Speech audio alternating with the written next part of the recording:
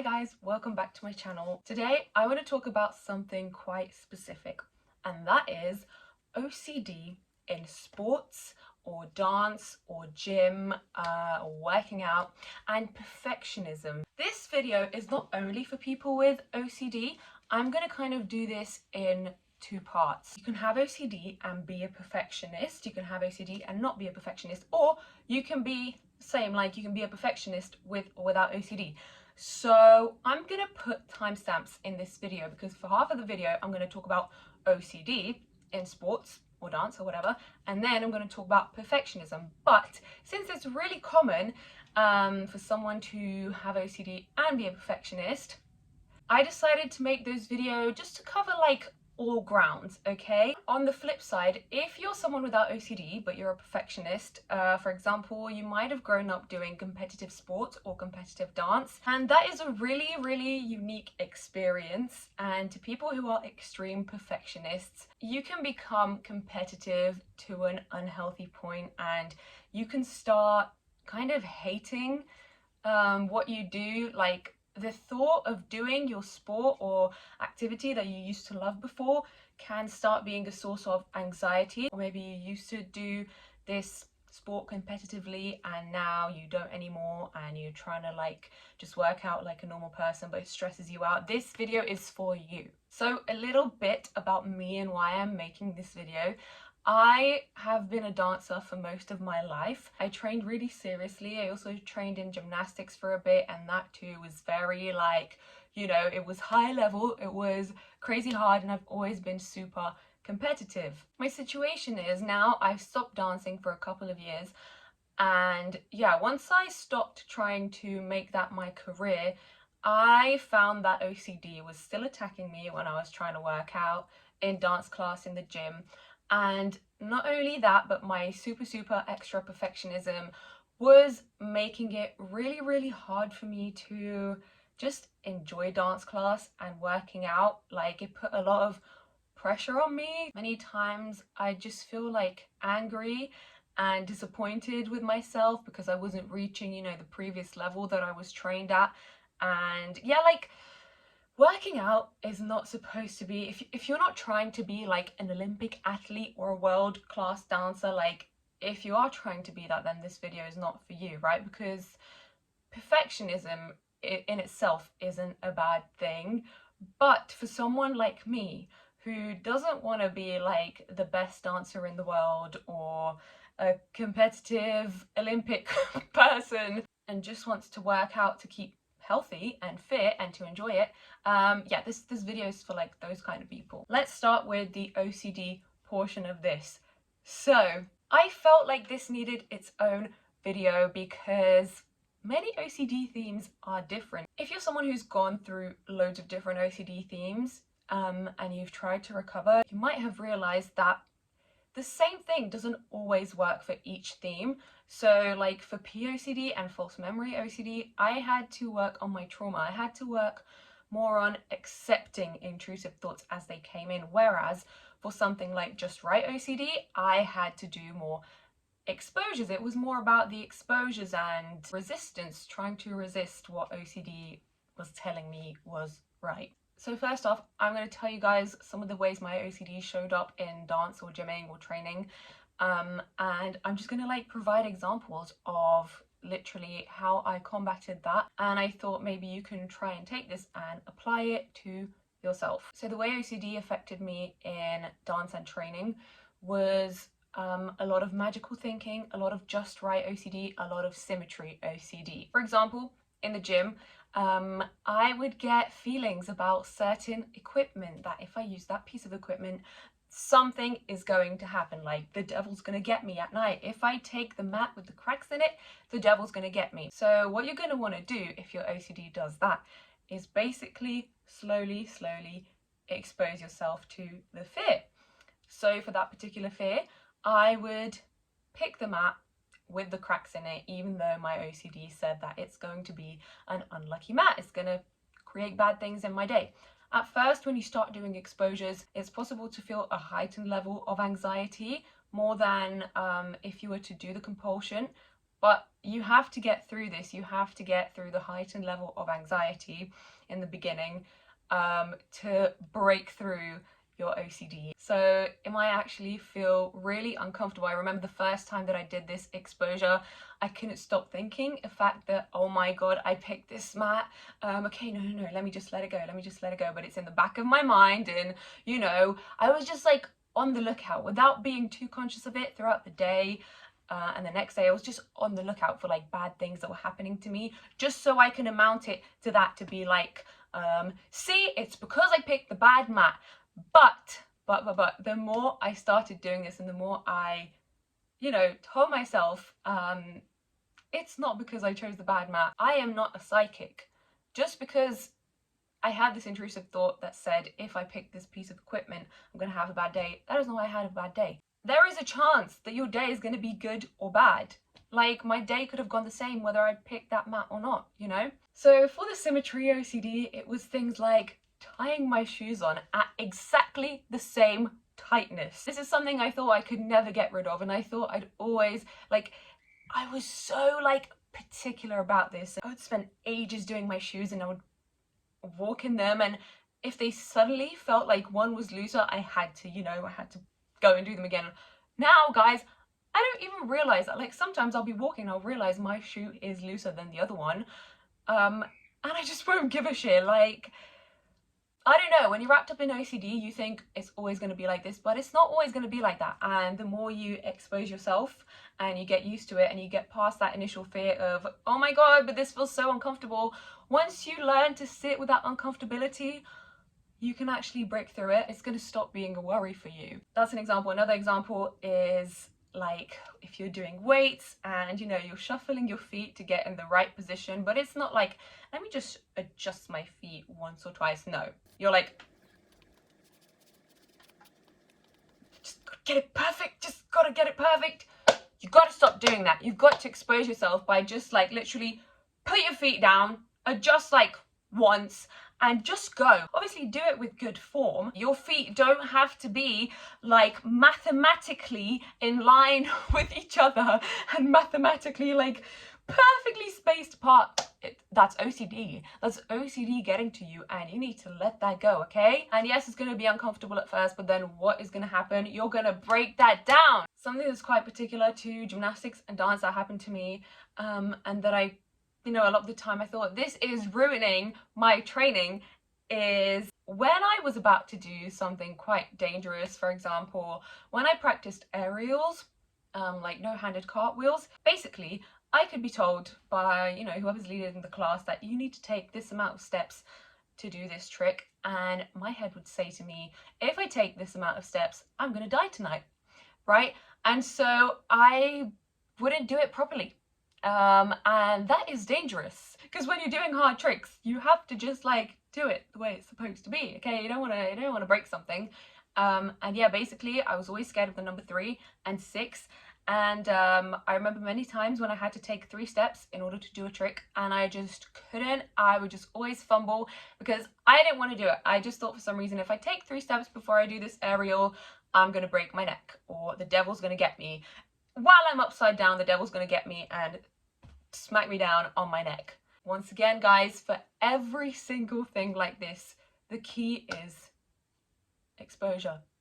Expose yourself to the fear. Don't give in. Don't do 4 steps. Don't listen to your OCD. And obviously, if your OCD is unbearable and you're finding exposures and acceptance, you're finding that it's not enough, medication shouldn't be stigmatized. Like, if you need medication, take it, because I do, and it's literally saved me. Thank you so much medication. Like I said at first, doing all these exposures might be really stressful. If you're just starting out, you don't need to always like do your scariest exposure. Start with a little one, and if you can't do an exposure like it, you can also practice resisting, right? So if your OCD says like, if you don't do this thing within 3 seconds, something bad's gonna happen, you can practice like resisting, so you can wait like 4 seconds. And if you're like more advanced or you want to expose yourself like harder, you could wait like 10 seconds before you do the thing. Another way my OCD used to show up, in dance especially, is during certain exercises, and this still happens sometimes. When I roll up, when I'm like touching my toes and I roll up slowly, I always get a certain word popping up in my head. This was my intrusive thought that came into my head like, what, 6 years ago or something like that. Probably more than that, like 7, 8, 9, I don't know. And it was, every time you do this move, you're gonna have this word pop in your head, and it's a, you know, like taboo word. So yeah, a lot of the time it still happens, but it doesn't, like, at first when it was happening, I was like, oh my god, this means I'm a bad person because I keep saying this in my head. And like, for things like that, the best thing to practice, I find, is acceptance. When you struggle with a lot of intrusive thoughts, especially like taboo themes, you can feel like these thoughts are tainting your experience and just like ruining your fun. And you know, it is annoying and it is disruptive, but at the same time, you need to remind yourself that just because these things are popping into your head, it's not taking away from what you're doing. You're still working out, you're still doing a good thing for your body, and it's not your fault that this is happening. So with intrusive thoughts, I'd say just really practice acceptance and remind yourself that even through this, even though you're going through this, you're still here, you're still showing up, you're still working out or dancing or doing, you know, whatever activity it is that you're doing, and it doesn't make you a bad person in any way. It might still feel like it's tainting your experience because yes, it is annoying, but unfortunately, you have OCD. I'm sorry to tell you this. Sometimes intrusive thoughts are going to show up, but there's going to be times, right? There's been times in my recovery, many times where, well, not that many. Some obsessions are just stickier, and this is a sticky one for me, but there have been times, and I thought it was impossible. There's been times where I've rolled up and I haven't thought of the thing, and it's happened just straight after that. I've been like, oh my god, I didn't think of it, you know, and then I'll have the fear like, oh, but I've just reminded myself of it, I'm gonna think of it next time. But then next time, if it does happen, I'm just like, I don't care, because I know it's possible not to think of it, you know. Like, at the end of the day, like, everyone's got their issues, and you do struggle with OCD, and you've got to even accept that. You've got to accept the fact that, like, it might not be 100% gone forever, and you just gotta, like, be able to swallow that pill, because honey boo, you gotta be strong. Like, you're going through OCD, you're already strong, so just, like, I know sometimes you don't want to be, but just fucking be strong, okay? You have no choice. I'm sorry. You have no choice. And you're gonna thank yourself for it. Like, I thank myself for it so much, because rather than being annoyed at the fact that, like, this is still happening, like, why hasn't it gone away completely?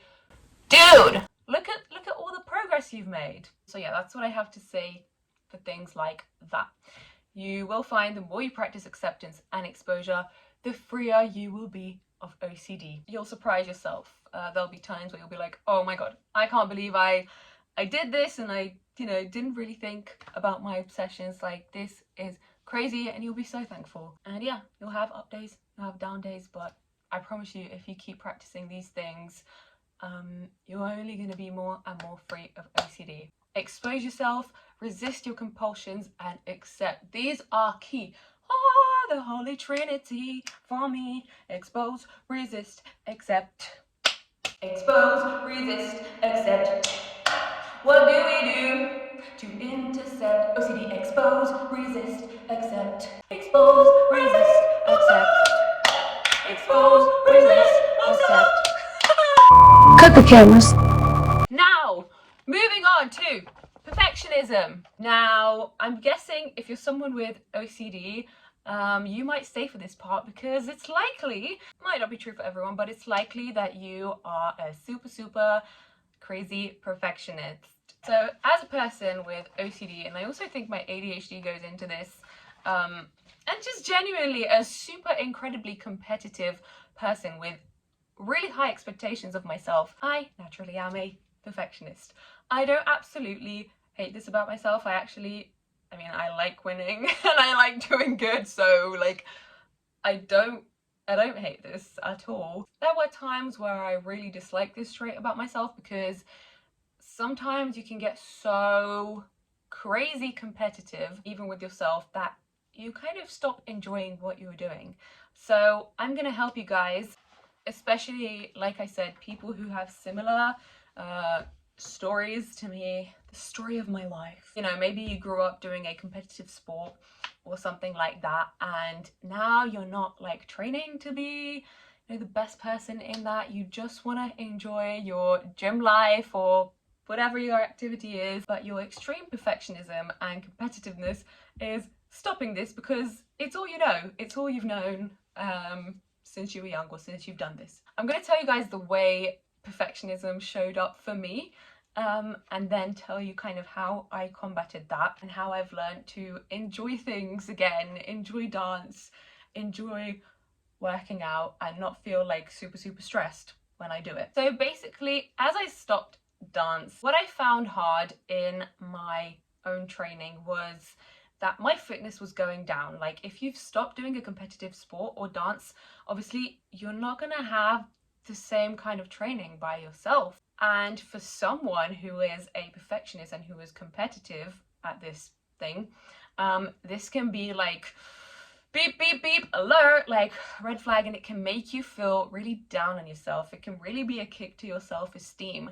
And you know, you may also feel like a failure because you're not doing said sport or dance competitively anymore, and that's another thing you gotta deal with, but I'm not really talking about that side in this video. I had a really hard time getting back into running because I just felt like my fitness is going down, and if I'm not gonna run like 5 miles or whatever, then what's the point in running? Because I can't stand to like see myself failing. I can't stand, and that's even worse. That's even worse, right? What can happen is we can get trapped in that mindset that like if you're not doing it really good to the best of your ability, then you don't do it at all, and that's worse. During my own training, I started to do one session a week, for example, one Sunday or one Saturday, where I had an easy session. I genuinely think if you're someone who like practice competitive sport or dance, this is a really good practice to have. Like, this is what was happening for me. I couldn't dance as well. I couldn't run as much or as fast or for as long, and I was avoiding doing it because I wasn't doing it well in my mind. That's worse. So allow yourself to have a full cheat day. You're gonna feel a bit shit at first, but you have to remind yourself that you're doing a good thing by just moving, by just like still engaging in this activity. Have a cheat session, have a session where if you don't want to hold the plank for 2 minutes, you can hold the plank for 30 seconds. And if you don't feel like holding the plank today, then you don't need to do a plank, but just move. Just get yourself moving, and because like I said, it's better than not moving at all. And I do think by doing this, you will find the enjoyment in this practice again. I'd be really happy to see like if people try this out and give it at least like 3 tries, right? Give it, if you're doing like this cheat session once a week, give it at least like 3 weeks, and then come back to me and tell me what difference you see, because I'm sure you'll notice a difference. I say 3 weeks because in the first and maybe even second week, you're going to feel that frustration. Like, it's not going to feel right. But by the 3rd week, you should be also feeling the benefits and just the freedom, just the healing and the weight lifted off your mind. And hopefully you're going to find that joy again for the sport. And this is what I mean. Like, some days your cheat session can also turn into like a good workout session. But also, I don't think any workout session is necessarily bad. I mean, like, it can turn into a more heavy workout session if you want, because some of my cheat days, I start off feeling like meh, and then I get into it and get happy because I'm like, oh my god, I'm actually doing something, which is way better than doing nothing, because that's what I would usually do, because I just felt like I wouldn't do it good enough, so then I would just like not do it. So yeah, it would make me happy because I'm actually doing something, and then I get more motivation to like, let me actually do some more of these, or like, let me actually hold this plank for longer, you know? So yeah, I hope this has helped you in some way. Again, I did these things tied together because I feel like it can be a common experience for someone with OCD to also be a perfectionist not in an OCD way, just in a perfectionist way. And yeah, like I said to you guys, I'm not telling you to cheat all your sessions, but if you're avoiding working out or doing a particular sport because you feel like you won't be good enough and you have this competitiveness, like even against yourself, and that's not going to be helpful. And this is a great way to like ease you back in with the aim of just like keeping healthy and just enjoying your practice again. I think this could also be super helpful for people who struggle with executive function like I do. A lot of the days you just find it really hard to get up and actually do something. If you just get up and just put some music on and just move. You can start by lying on the floor and just start moving slowly and then get into it, you know? And because you've moved a little bit, you feel like moving a little bit more. Like, it's just better than not doing anything at all. As an ex-dancer, an ex-crazy perfectionist, I found this to be really healing. And yeah, I hope you give it a try. Let me know if you practice these things that I said and let me know if they help you out. So thanks for watching. I'm trying to post on this channel like at least once a month, and I will be posting on my main channel more. I don't know how soon, but I want to kind of start doing like more vlogs on there, especially travel vlogs. So yeah, follow me on there if you want to see that. I don't know how soon that is coming though. But also, if you like memes, follow my mental health Instagram, and if you want to follow my other Instagram, do that. And thanks for watching. Put your comments down in the section below. Put a like in here if you want to help me get higher in the algorithm. And have a good day.